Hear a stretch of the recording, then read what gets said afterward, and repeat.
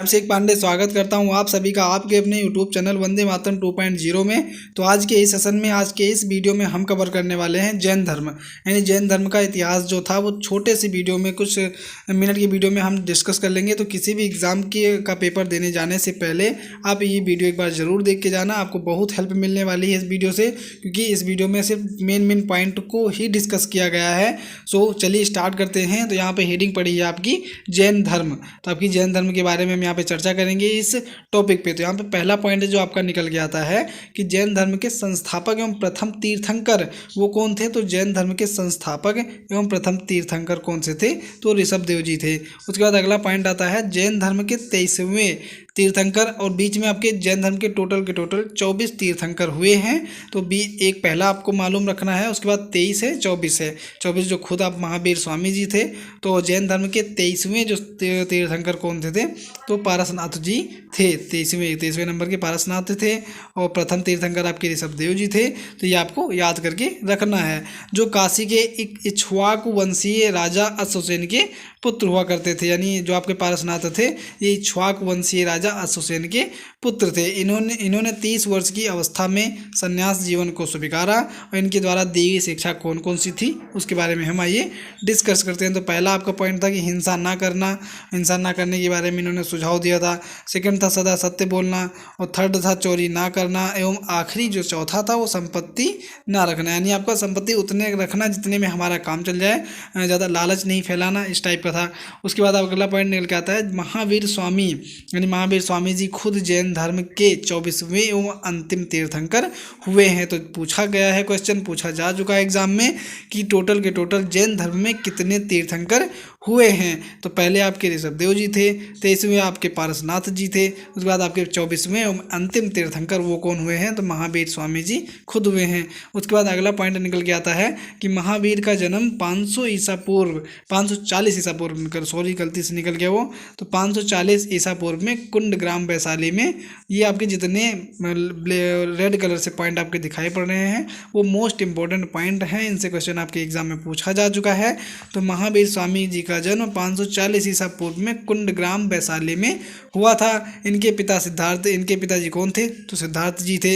यात्रक कुल के सरदार थे, और माता त्रिशला यानी छिल्लवी राजा चेतक की बहन थी। तो आपकी जितने पॉइंट यहाँ पे दिखाई पड़ रहे हैं ये सभी आपको नोट करके माइंड में रख लेना है, क्योंकि यहाँ से क्वेश्चन बनता ही है। उसके बाद अगला पॉइंट है महावीर की पत्नी का नाम यशोदा, महावीर स्वामी जी की पत्नी का नाम यशोदा एवं पुत्री का नाम अन्नोजा एवं प्रियदर्शनी थी। तो इनकी पुत्रियां देखने को मिलती हैं। तो आपकी एक पुत्री का नाम अन्योजा एंड दूसरी की प्रियदर्शनी। उसके बाद अगला पॉइंट निकल के आता है महावीर के बचपन का नाम क्या था, तो वर्धमान था। ये भी लगभग एग्जाम में पूछा जा चुका है कि वर्धमान किसकी बचपन का नाम है, तो महावीर स्वामी के बचपन का नाम क्या था, तो वर्धमान था। इन्होंने 30 वर्ष की उम्र में माता पिता की मृत्यु के पश्चात अपने बड़े भाई नंदीवर्धन, यानी नंदीवर्धन इनके कौन से थे, तो ये बड़े भाई लगते थे इनके, नंदीवर्धन से अनुमति लेकर संन्यास जीवन को स्वीकारा था। उसके बाद अगले पॉइंट पे है, अगला पॉइंट है 12 वर्षों की कठिन तपस्या के बाद महावीर को जिम्भृक के समीप त्रिजुपालिका नदी के तट पर साल वृक्ष के नीचे तपस्या करते हुए संपूर्ण ज्ञान का बोध हुआ। तो ये भी आपका इंपॉर्टेंट पॉइंट बन सकता है कि 12 वर्षों की कठिन तपस्या के बाद महावीर स्वामी जी को संपूर्ण ज्ञान का बोध प्राप्त हुआ था। इसी समय से महावीर जिन यानी विजयना अहर्त और निर्ग्रंथ कहलाए, यानी जिन कहलाए और अहर्त कहलाए, निर्ग्रंथ इसी ज्ञान की प्राप्ति के बाद कहलाए थे। उसके बाद अगला पॉइंट निकल के आता है महावीर ने अपना उपदेश प्राकृत अर्ध मागधी भाषा में दिया है। तो यह भी आपका पॉइंट बन के आता है कि किस भाषा में दिया है, तो अर्ध मागधी भाषा में दिया है। तो महावीर के अनुयायियों को मूलतः निग्रंथ कहा जाता है। क्या कहा जाता है, तो निग्रंथ कहा जाता है महावीर के अनुयायियों को। अगला पॉइंट निकल के आता है महावीर के प्रथम अनुयायी उनके दामाद जामिल खुद थे उनके, यानी पहले अनुयायी जो थे वो कौन से थे, उनके दामाद जामिल थे। प्रथम जैन भिक्षुड़ी नरेश दधिवाहन की पुत्री चंपा थी, और प्रथम आपकी जो महिला थी वो कौन सी थी, तो दधिवाहन की पुत्री चंपा जी थी। और अगला पॉइंट आपका है महावीर ने अपने शिष्यों को 11 गढ़धरों में विभाजित किया। 11 गढ़धरों में विभाजित किया आपका, ये भी पॉइंट नोट किया जाएगा। उसके अगला पॉइंट बनता है कि आर्य सुधर्मा अकेला एक ऐसा गंधर्व था जो महावीर की मृत्यु के बाद भी जीवित रहा, और जो जैन धर्म का प्रथम थेरा या मुख्य उपदेशक रहा। तो प्रथम थेरा आपका या मुख्य उपदेशक कौन रहे, तो आपके आर्य सुधर्मा जी थे। उसके बाद अगला पॉइंट निकल के आता है स्वामी महावीर के भिक्षुणी संघ की प्रधान चंदना थी। यानी आपका स्वामी महावीर के भिक्षुणी संघ की प्रधान कौन सी थी, तो चंदमा किसी का नाम था, वो थी। उसके बाद अगला पॉइंट यहाँ पे कुछ कॉलम में बनाकर लिखा हुआ है प्रमुख जैन तीर्थंकर और उनके प्रतीक चिन्ह। तो प्रमुख जैन तीर्थंकर एवं उनके प्रतीक चिन्ह क्या क्या हुए करते थे। यहाँ पे आपके इस पॉइंट में लिखा हुआ है जैन तीर्थंकर के नाम, इधर प्रतीक चिन्ह, इधर जैन तीर्थंकर के नाम एवं क्रम एवं प्रतीक चिन्ह। तो ये आपका ये पॉइंट अलग है, ये पॉइंट अलग है, इन एक ही पार्ट में दो पार्ट में डिवाइड किया गया है। तो यहाँ पे पढ़ते हैं हम, देखते चलते हैं कि आपका कैसा था। तो यहाँ पे जो पहला था आपका ऋषभदेव, तो पहले थे आपका, ये तो पहला पढ़ चुके हैं अभी हम। ऋषभदेव थे तो इनका प्रतीक चिन्ह सांड को माना गया है। उसके बाद अगले जो थे द्वितीय अजीतनाथ, यानी लगातार यहाँ पे जो 24वें हुए हैं, 1 से लेके 24वें होते, 24 को नहीं बताया जा सकता क्योंकि अभी मिले नहीं होंगे। तो आपके जितने भी मिले हैं वो यहाँ पर आपका लिखा हुआ है। तो पहले जो आपके ऋषभदेव थे इनका प्रतीक चिन्ह सांड बताया गया है। उसके बाद दूसरे अजीतनाथ कौन से थे, अजीत नाथ जी थे, इनका प्रतीक चिन्ह हाथी को बताया गया है। उसके बाद संभव तृतीय थे, संभव यानी आपका कौन से थे, तृतीय थे, इनका प्रतीक चिन्ह घोड़े को बताया गया है। उसके बाद सपार्सो यानी चौथे कौन से थे, तो आपका सप्तम, आपके सप्तम कौन थे, इनका संपार्श्व सप्तम थे, इनका था स्वास्तिक प्रतीक चिन्ह था। उसके बाद शांति, ये 16वें नंबर के आपके तीर्थंकर थे, इनका प्रतीक चिन्ह हिरण को माना गया है। उसके बाद अरनाथ थे 18वें, यानी 18वें नंबर के अरनाथ, इनका प्रतीक चिन्ह मीन को माना गया है। नाम 21वें थे। तो ये जितने नाम यहाँ पे लिखे हुए हैं आपसे फाइंड हुए हैं, तो पढ़ लेना एक बार, आप देख के एग्जाम में जाना, आपको बहुत हेल्प मिलने वाली है। तो नाम आपके 21वें थे, इनका था नीलकमल था। उसके बाद अरिष्ट नेमी 22वें थे, इनका प्रतीक चिन्ह आपको संघ को माना गया है। वो पारसनाथ जी थे, अभी पढ़ के आए जैसे फिलहाल पीछे हम कुछ पार्ट में। तो पार्स जो 30वें नंबर के तीर्थंकर हुए, इनका प्रतीक चिन्ह सर्प था। महावीर 24वें हुए, जिनका प्रतीक चिन्ह सिंह था यानी शेर था। उसके बाद नोट पॉइंट दिया गया है 2 जैन तीर्थंकरों ऋषभदेव एवं अरिष्ट नेमी के नामों का उल्लेख ऋग्वेद में मिलता है। तो ये आपका मोस्ट इंपॉर्टेंट पॉइंट निकल के आता है कि 2 जैन तीर्थंकरों ऋषभदेव एवं अरिष्ट नेमी, यानी जो इनके नामों का उल्लेख, यानी इनके जो नाम है वो ऋग्वेद में भी मिलता है। उसके बाद अगला पॉइंट हम डिस्कस करते हैं। लगभग 300 ईसा पूर्व में मगध में 12 वर्षों का भीषण अकाल पड़ा। यानी लगभग 300 ईसा पूर्व में मगध में 12 वर्षों का भीषण अकाल पड़ा, जिसके कारण भद्रबाहु अपने शिष्यों सहित कर्नाटक चले गए, किंतु कुछ अनुयायी स्थूलभद्र के साथ मगध में ही रुक गए। भद्रबाहु के वापस लौटने पर मगध के साधुओं से उनका गहरा मतभेद हो गया, जिसके परिणाम स्वरूप जैन मत श्वेतांबर एवं दिगंबर नामक 2 संप्रदायों में बट गया। तो आपका जैन धर्म किन 2 संप्रदायों में बटा था, तो आपका यहाँ पे एक दिगंबर और दूसरा श्वेतांबर था। तो लगभग 300 ईसा पूर्व में ये आपकी घटना घटित हुई थी। आपका पहला श्वेतांबर था, यहाँ पे ये आपका दो ग्रंथों में डिवाइड हो गया था, इसे आप नोट करके रखना। 2 संप्रदायों में बट गया था, पहला श्वेतांबर दूसरा दिगंबर। श्वेत वस्त्र धारण करने वालों को श्वेतांबर कहा जाता था एवं भद्रबाहु के शिष्य और दिगंबर नग्न रहने वाले कौन कहलाए, तो दिगंबर कहलाए। उसके बाद इनकी जो जैन संगीतियाँ हुई थी, ये भी यहाँ से भी मोस्ट इंपॉर्टेंट क्वेश्चंस देखने को मिले हैं प्रीवियस पेपर्स में, तो ये भी आपका डिस्कस कर लेते हैं हम चलते चलते।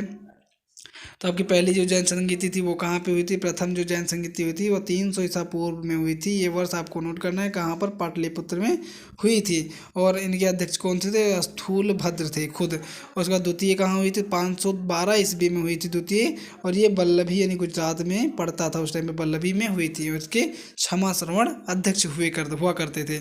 उसके बाद जैन धर्म के त्रिरत्न हैं, तो ये भी पूछा जा चुका है पेपर में और पढ़े भी होंगे आप लगभग। तो कि जैन धर्म के कितने रत्न हैं, तो त्रिरत्न हैं आपके कौन कौन से होगा, सम्यक दर्शन, सम्यक ज्ञान, और सम्यक दर्शन हो गया, सम्यक ज्ञान और सम्यक आचरण हो गया। पहला सम्यक दर्शन, दूसरा सम्यक ज्ञान, तीसरा सम्यक आचरण। उसके बाद अगला पॉइंट निकल के आता है त्रिरत्न के अनुशीलन में निम्न 5 महाव्रतों का पालन अनिवार्य है।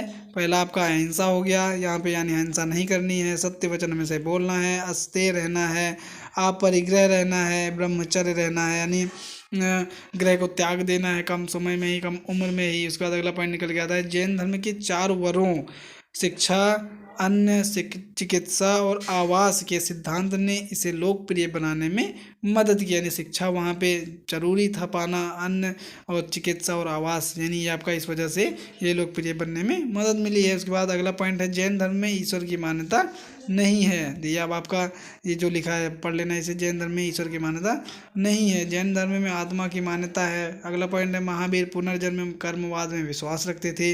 अगला पॉइंट, जैन धर्म के सप्तभंगी ज्ञान के अन्य नाम स्याद्वद व अनेकांतवाद हैं। उसके बाद अगला पॉइंट है, जैन धर्म ने अपने आध्यात्मिक विचारों को सांख्य दर्शन से ग्रहण किया है।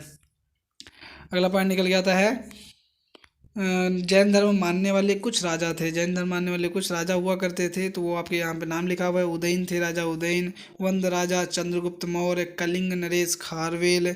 इनके टाइम पे कौन सा अभिलेख लिखा गया था, तो हाथी गुम्फा अभिलेख लिखा गया था। इसकी प्रीवियस वीडियो बना चुका हूँ, अभिलेख बाई ट्रिक वीडियो करके मेरे प्ले लिस्ट में वंदे मातरम 2.0 में, तो वहाँ पर जाके आप उसे देख लेना। वहाँ पे सभी के सभी खारवेल जितने भी हाथी गुम्फा अभिलेख हुए हैं, तरह तरह के एरण अभिलेख, होल अभिलेख, उनको मैं ट्रिक से याद करवा चुका हूँ।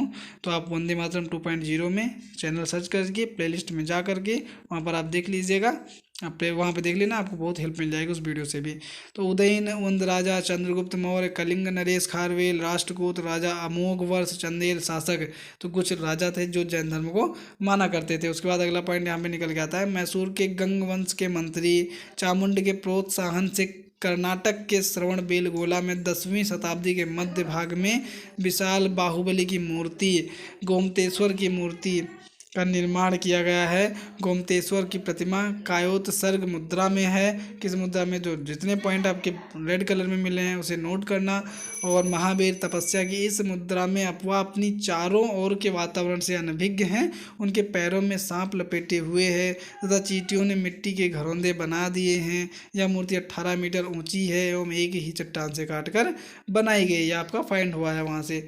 उसके बाद अगला पॉइंट निकल के आता है, खजुराहो में जैन मंदिरों का निर्माण चंदेल शासकों ने किया था। तो ये भी आपका मोस्ट इंपोर्टेंट पॉइंट निकल के आता है कि खजुराहो में जो जैन मंदिरों का निर्माण वो किन शासकों ने करवाए हैं, तो चंदेल शासकों ने कंप्लीट करवाया उनको। अगला पॉइंट निकल के आता है, मौर्योत्तर युग में मथुरा जैन धर्म का प्रसिद्ध केंद्र हुआ करता था। मथुरा कला का संबंध जैन धर्म से ही है। और जैन तीर्थंकरों की जीवनी भद्रबाहु द्वारा रचित कल्पसूत्र में मिलती है। आपको देखने को किसमें, कल्पसूत्र आपकी कोई पुस्तक है उसमें देखने को मिलती है। अगला पॉइंट निकल के आता है, 72 वर्ष की आयु में यानी 72 वर्ष की आयु में महावीर की मृत्यु यानी निर्वाण, जिसे महापरिनिर्वाण कह दिया गया। अभिनिष्क्रमण हो गया, उनके घर को छोड़ने की प्रक्रिया थी उसको वो अभिनिष्क्रमण कहा गया। और महापरिनिर्वाण उनके शरीर त्याग को कहा गया। तो 463 ईसा पूर्व में इनकी मृत्यु हो गई थी। जन्म कब हुआ था, 540 ईसा पूर्व में पहले देखने को मिला आपका बिहार के राज्य पावापुरी। तो ये आपके क्वेश्चन ये लगभग पूछे जा चुके हैं, इनकी मृत्यु और जन्म इनका कहाँ पे हुआ था, कब पे, तो आपका कहाँ पे हुआ था, वैशाली के कुंडग्राम में हुआ था इनका जन्म। और इनकी मृत्यु कहाँ पर हो गई थी, पावापुरी राजगीर में। उसके बाद अगला पॉइंट यहाँ पे निकल के आता है, मल्ल राजा सृष्टिपाल के राजप्रसाद में महावीर स्वामी को निर्वाण प्राप्त हुआ था। अब कैसी लगी आपको ये वीडियो बताइएगा हमें कमेंट सेक्शन में। ये आपका जैन धर्म का एक शॉर्ट वीडियो आपका सारांश टाइप का था, जितने आपने पढ़े हैं तो मेन पॉइंटों को मैं डिस्कस करवा चुका हूँ।